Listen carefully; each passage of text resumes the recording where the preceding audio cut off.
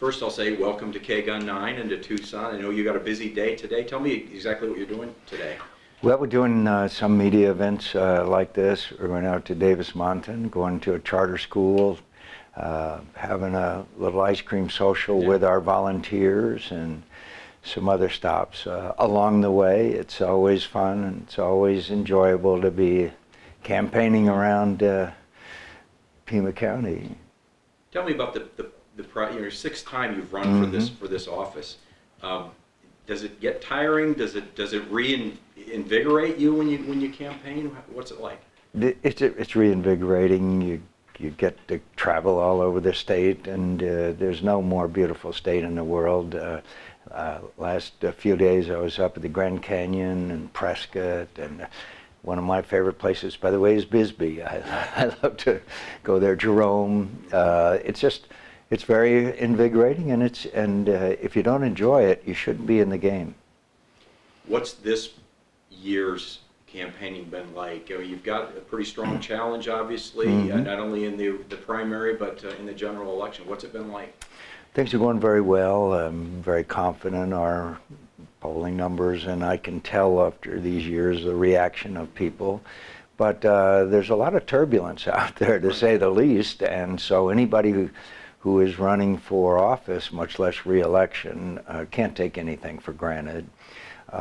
If you and I were having this conversation a year ago and you said, by the way, Donald Trump is going to be the nominee, and by the way, Bernie Sanders is going to have a really strong chance, I would have said you might be partaking of something that was on the ballot here this November. So it's a very strange year, and a lot of it has to do with a weak economy and a very weak recovery, which has made a lot of Americans very unhappy, and understandably so. So how does someone who's an incumbent running for a sixth term overcome what seems to be, this desire to have new changes and new people?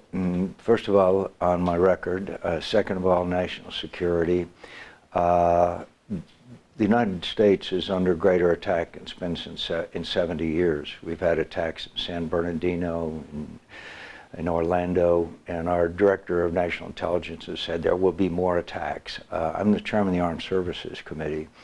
Arizona is a very defense-oriented state, both military and places like Raytheon, where they make the best missiles on Earth.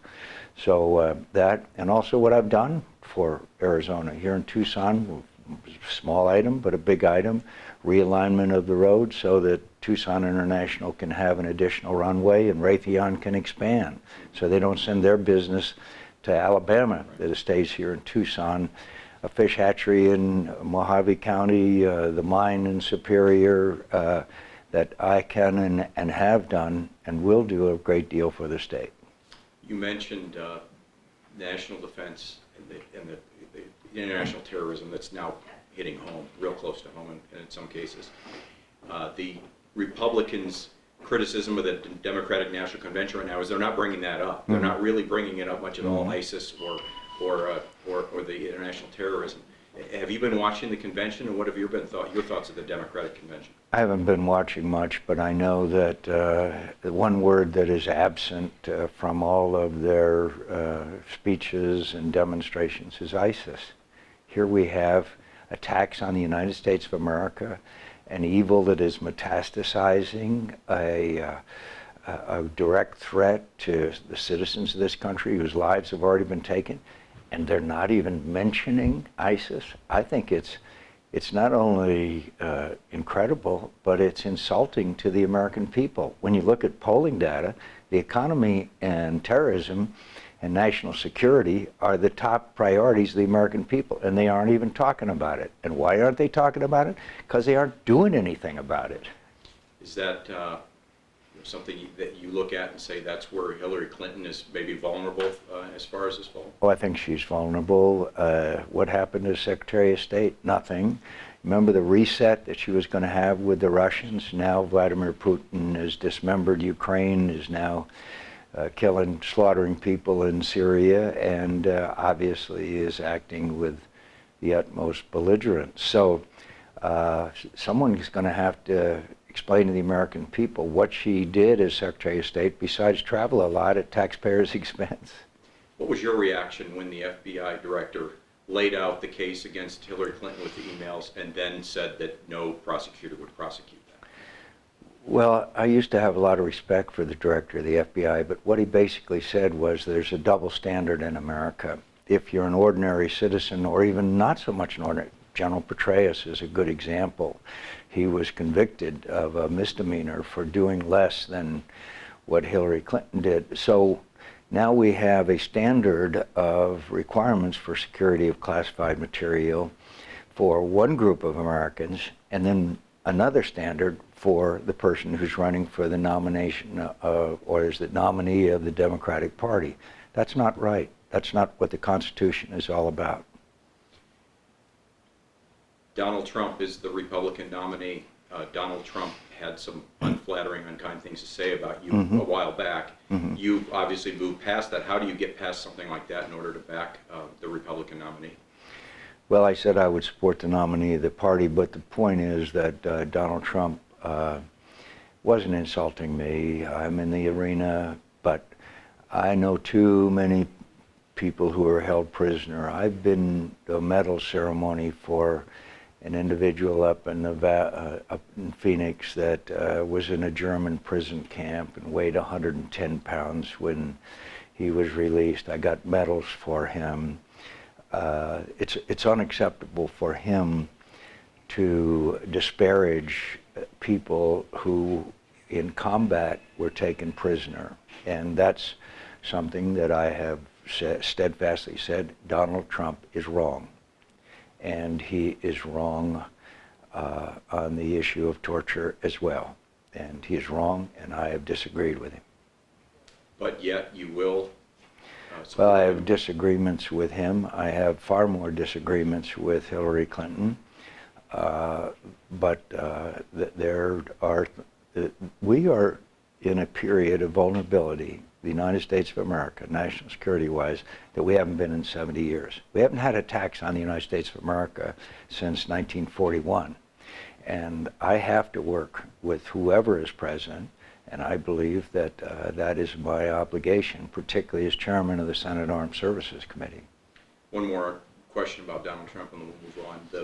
His statement recently about NATO and forcing them to pay up, or we're not going to go protect them. Your thoughts about what he said? We want them to pay more. We have been urging them to pay more because of these events, these attacks in places like Paris and Brussels. They are starting to pay more.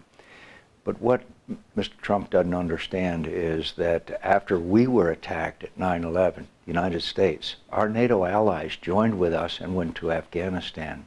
Over 1,000 young men have been killed from our NATO allies in combat on our behalf in Afghanistan. We can't ignore that. Let's talk about the Veterans Administration, and KGUN-9, Valerie Cavazos has done a great reporting job of kind of opening, I think, all of our eyes to it, and I know you've taken up that cause and championed that cause as well. What's the progress? Where do you see it standing right now? First of all, I'd like to thank KGUN and Channel 9 for their unrelenting coverage of this issue, and they've done an outstanding job in my view. We are partway there. We have a choice card now that has certain restrictions associated with it. When I made this legislation, I had to compromise with then Chairman of the Veterans Affairs Committee, Bernie Sanders. Right. So we are making some progress. We've got a long way to go. My view of the ultimate answer to this is to cherish the VA and many of the things that they do, PTSD, traumatic brain injury, prosthesis, others. But if a veteran wants to go out and get a routine health care issue taken care of, and just as someone on Medicare, go out to a local provider and then have the government pick up the tab for it. Give the veteran a choice, and you'd be amazed how, with this choice card with restrictions, you'd be amazed, probably not be amazed, but many Americans would be amazed at the way and that the VA has resisted this, set up obstacle after obstacle, bureaucratic problems. We handle 1,000 veterans cases in my office. I have 5 staffers. All they do is veterans issues, and I'm proud of that. But there will be progress taking care of veterans the day that my office starts seeing a decline in people in desperation who have to come to our veterans have come to our office. So we've got a long, long way to go. Small additional example. The VA was going to try and build a hospital in Denver, Colorado. They have so far wasted $2.7 billion. $2.7 billion. Think of how many veterans could have been treated with that. So we've got a long way to go. And by the way, I appreciated the fact that Donald Trump said that he was going to have a hotline in the White House. I was going to ask you that. I was glad that he was going to do that. And he said that to veterans and was well received. Is that, I mean, that shows you that he's, at least someone has alerted him to this, and it should be a priority. Yes, and I think it'd be a great thing if any president had a hotline that gave the veterans the priority that they deserve. This administration has not done that over the last 7.5 years. One name I want to bring up is this Navy SEAL Craig Sawyer here in Tucson. He was misdiagnosed. They caused a lung. They said his lung condition was asthma. Turned out it's valley fever. He's got medical bills piling up and piling up. Just another example of someone I'm sure that your office will want to look into, that Valerie Cavazos here at KGUN-9 is going to talk about tomorrow. I'm sure you can empathize with some of the problems he goes through and a lot of veterans go through. I can empathize, and as I said, we have 1,000 cases. I take cases, veterans all over America, not just Arizona, because they know me. And again, I would have liked to have had this brave veteran be able to go out to a local health care provider and get that care, not have to be dependent on the VA for a misdiagnosis. And that's why I believe this choice issue is so important. And and accountability. Those are the 2 major issues of the VA. One is a choice, the other is holding people accountable. Do you know the person who ran the Phoenix VA into the ground while 50 veterans died has still not received any punishment? I mean, when I tell people that, they don't believe it. There is no accountability. And frankly, one of the reasons why we haven't been able to pass legislation, the Democrats have resisted because of the government unions. They are worried that if we do that with the VA, hold them accountable and have them be fired, then that would apply to other parts of government as well. It's disgraceful. All right. I think I'm good. Is there anything else you want to add?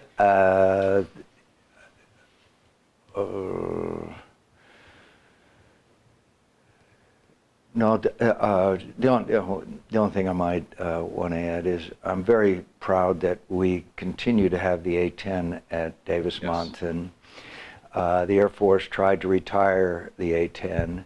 Now we're seeing the major close air support weapon in Syria and Iraq is our beloved Warthogs. And also, by the way, the support for the men and women serving out at DM is incredible here in the county, in the city, and I'm very proud of that. I was going to say, you're going out to DM later today. You must be proud of that facility, that they've been able to stay relevant in a lot of ways. And DM, someday the A-10 will be retired, and right now we are working on plans for future missions for DM to keep it open. Various commands, a drone base for help and surveillance of the border. There's a number of options that the DM-50 is working very hard on, and I'm working with them, and I'm proud of their support. One more thing, speaking of A-10s, Martha McSally's running for re-election as well. I'm sure that you kind of look at her and say that there's a shining example of somebody who was in the military as you were and now moves into political life. Martha McSally is really become an outstanding member of the House Armed Services Committee and very active, and of course brings a great deal of credibility. I'm sorry that she was in the Air Force and not the Navy. She does a great job. Yeah, she does. Thank you, Senator. Thanks. Appreciate it. Yeah. All right.